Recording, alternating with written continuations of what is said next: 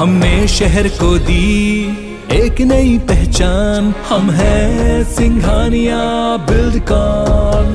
छत्तीसगढ़ में सरकार शराबबंदी से पहले नशा मुक्ति अभियान चलाएगी। इसके लिए सरकार के समाज कल्याण विभाग ने कवायद तेज कर दी है। राज्य और जिला स्तर पर नोडल अफसरों की नियुक्ति की गई है। अब हर गांव में भारत माता वाहिनी के गठन की तैयारी चल रही है। वाहिनी के गठन के लिए पहले चरण में 2000 से भी अधिक जनसंख्या वाले करीब 10,000 ग्राम पंचायतों का चयन किया जा रहा है।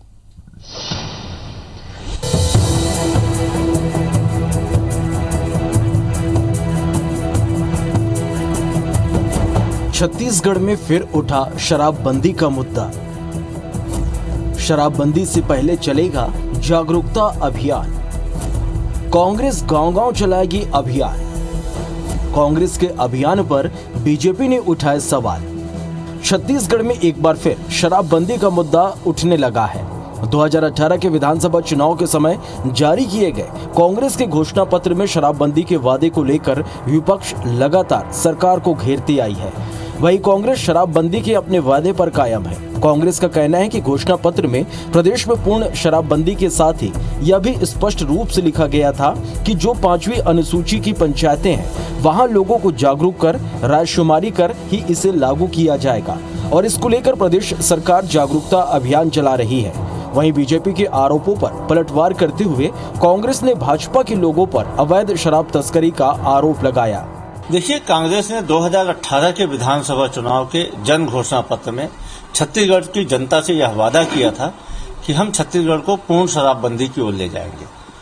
साथ ही हमने अपने जन घोषणा पत्र में यह भी कहा था कि जो 5वीं अनुसूची की पंचायतें हैं हम उनसे पूछकर छत्तीसगढ़ में पूर्ण शराबबंदी लागू करेंगे। छत्तीसगढ़ में बड़ी संख्या में 5वीं अनुसूची की पंचायतें हैं, उनकी सहमति के बिना यहाँ शराबबंदी नहीं लागू की जा सकती है।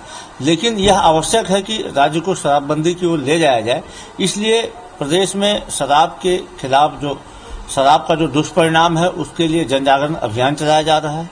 इसके साथ ही जो लोग नशे की गिरफ्त में आ गए हैं उनको उससे निकालने के लिए नशा मुक्ति केंद्र बनाया जा रहा है। आप देखेंगे किस प्रकार से भारतीय जनता पार्टी के नेता शराब तस्करी करते थे। लगातार रिकॉर्ड है, यदि अपराधियों की सूची निकाली जाए तो उसमें अधिसंख्यक नेता भारतीय जनता युवा मोर्चा से जुड़े हुए हैं। वहीं शराबबंदी को लेकर सरकार के अभियान पर बीजेपी का कहना है कि सरकार आम जनता के साथ बेईमानी कर रही है। सत्ता में आने से पहले कांग्रेस ने शराबबंदी का वायदा किया था। दबाव बढ़ने पर वाहिनी बनाकर जन जागरण में आने की बात सरकार कह रही है। बीजेपी का कहना है कि लोगों में पहले से ही जन जागरूकता है। जागरूकता राजीव भवन से लेकर कांग्रेस के लोगों में फैलाने की जरूरत है।